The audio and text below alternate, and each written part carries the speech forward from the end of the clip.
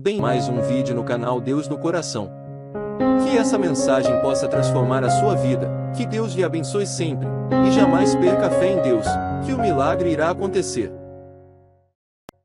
Já escutei muita gente fazer essa pergunta, que a alguns pode parecer boba, mas é um conflito para muitas pessoas. Padre, uma pessoa quando pede a intercessão de um santo para salvar a vida de uma pessoa querida, e em troca ela promete se dedicar inteiramente à vida religiosa como freira, porém a graça foi alcançada e ela não se tornou freira, e depois de um tempo se casou, teve filhos, não cumpriu o que prometeu naquele momento da dificuldade, e hoje ela percebe que nada está dando certo na vida dela. Eu pergunto, Padre, tudo isso que está dando errado, essa frustração, é porque ela não cumpriu a promessa feita? Espero que o senhor tenha condições de me dar uma resposta para esse questionamento. Gente, primeira coisa, nós precisamos retirar do contexto da nossa vida religiosa essa visão mercantilista das promessas. Eu acho muito cruel quando a gente coloca Deus numa cilada dessa. Primeiro, que promessa que nós precisamos fazer? Que promessa que nós precisamos fazer a Deus todos os dias? É uma só. É que o nosso cristianismo seja cada vez mais puro, que a gente se livre dos excessos e que a gente seja cada vez mais parecido com Jesus. É só isso que importa. Se você tem uma devoção ao santo, só tem sentido de ter essa devoção se for para essa devoção lhe ajudar a ser mais parecido com Jesus. Senão ela é um excesso. Então, minha filha, as coisas dão errado para nós quando nós não somos coerentes com aquilo que escolhemos. Se essa menina prometeu ser freira para que Deus lhe fizesse um favor, e Deus fez o favor e ela não foi ser freira, e a gente acha que agora tudo está dando errado na vida dela porque Deus está castigando, nós estamos atribuindo um defeito muito sério a Deus. Ou então nós estamos até negando o mistério da redenção, que Deus nos perdoa sempre. É interessante isso. Nós não podemos acreditar que uma promessa feita e não cumprida possa retirar a capacidade que Deus tem de nos perdoar. É igual, deixa eu até ver o nome dele aqui. Eu achei muito interessante. Eu encontrei um rapaz no aeroporto de Belo Horizonte. Ele estava pronto para embarcar, Jorge. E o Jorge veio falar para mim assim: Padre, eu preciso que o senhor me ajude. A minha namorada Thaís é católica e eu sou espírita. E eu gostaria muito que ela entendesse que não há diferença entre nós dois. Aí eu falei assim: calma aí, Jorge. Não há diferença de quê? Qual a diferença que você acha que não existe? Religiosamente falando. Eu falei: mas claro que existe uma diferença. Você é espírita, ela é católica. Vocês podem muito bem conviver de maneira harmoniosa, respeitando a religião um do outro, mas vocês têm duas posturas teológicas muito diferentes. Como assim, Padre? Sim, se você acredita na reencarnação, nessa necessidade de voltarmos aqui para purificar os erros do passado, você não acredita na redenção que Jesus realiza. Não é assim? São duas teologias muito diferentes. Você tem todo o direito de ser espírita, você tem todo o direito de acreditar no que você, na maneira como você acredita, mas você não pode se dizer que você é católico também. Tem que ter uma capacidade de distinguir, são duas teologias diferentes. Aí eu comecei a explicar para ele que quando Jesus nos salva, Ele nos salva totalmente. Não fica nada para trás para eu depois ter que consertar depois. Aí ele: Padre, é verdade. Então são duas teologias diferentes. Eu vou voltar para casa, vou fazer a minha convivência ser cada vez mais saudável, mas eu tenho que admitir que existe uma diferença. Existe. Se eu não acredito que Deus possa me perdoar e me lavar de todas as minhas faltas de uma vez por todas, eu não posso dizer que eu sou um cristão católico, porque o cristianismo católico, a teologia católica diz que Deus nos purificou de uma vez por todas em seu Filho Jesus. O mistério da redenção nos lava, nos purifica. Então, se eu pego uma história dessa aqui e me sinto tentado a acreditar que Deus está me punindo porque eu não cumpri uma promessa que eu fiz, eu estou negando a capacidade que Deus tem de me perdoar. Eu estou negando a redenção de Cristo na minha vida.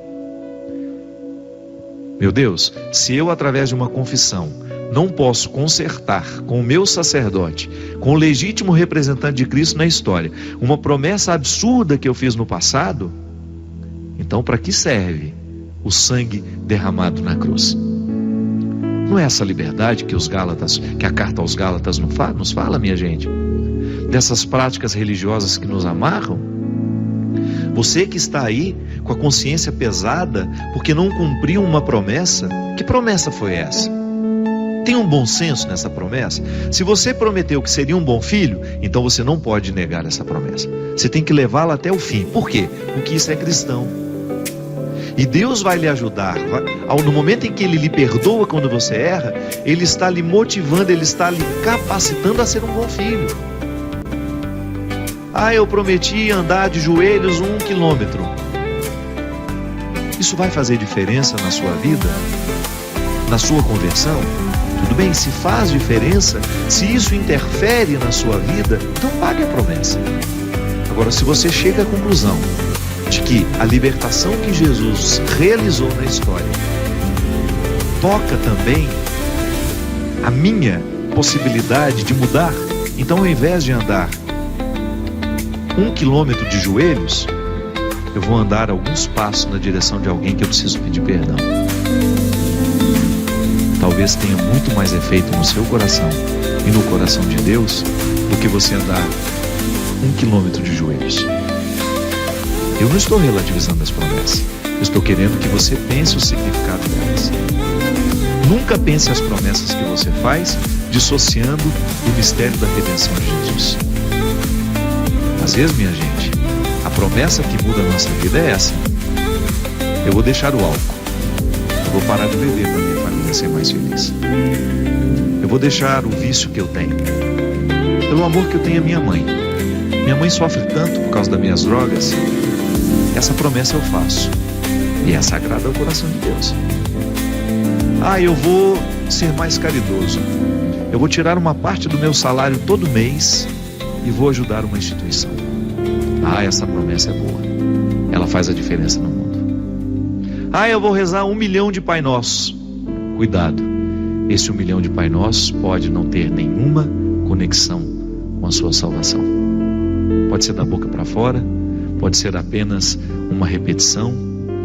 Então a gente precisa prometer postura, conduta, gestos que interfiram no nosso caráter, que modifiquem o nosso jeito de ser, para melhor, é claro. Eu admiro São Francisco, estou dando um exemplo.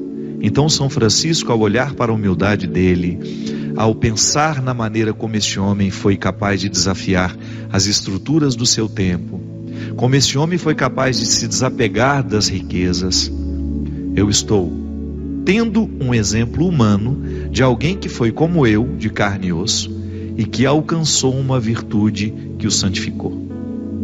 Pronto, terminou o papel de São Francisco na minha vida.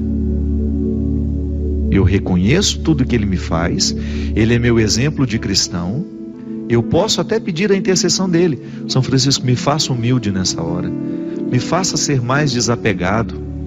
Mas ele não pode fazer isso na sua vida senão através do Cristo. É Cristo que nos salva.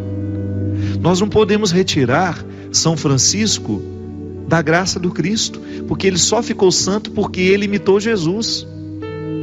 Então você até tem o direito de dizer que você quer ter um coração franciscano, mas você não se esqueça que ter um coração franciscano é ter o coração cristão, naquela radicalidade. Jesus foi pobre, Jesus foi simples, Jesus foi humilde. Então tudo isso São Francisco trouxe para a sua vida e viveu radicalmente. Tudo bem, esse é o primeiro aspecto da questão. Como é que eu posso acreditar na intercessão dos santos? Assim, eu acredito que todos nós estamos congregados, que nós já participamos da comunhão dos santos, algumas pessoas já foram reconhecidas pela igreja como homens e mulheres que elevaram radicalmente uma virtude a uma condição máxima, viveram com muita disposição aquela virtude e foram santificadas por isso. Mas quem a santificou? Quem? É a ação do Espírito que nos conduz ao Cristo, que nos salva, que nos liberta. Então nós não podemos separar os santos do mistério de Cristo, senão a gente está vivendo um paganismo. Viu?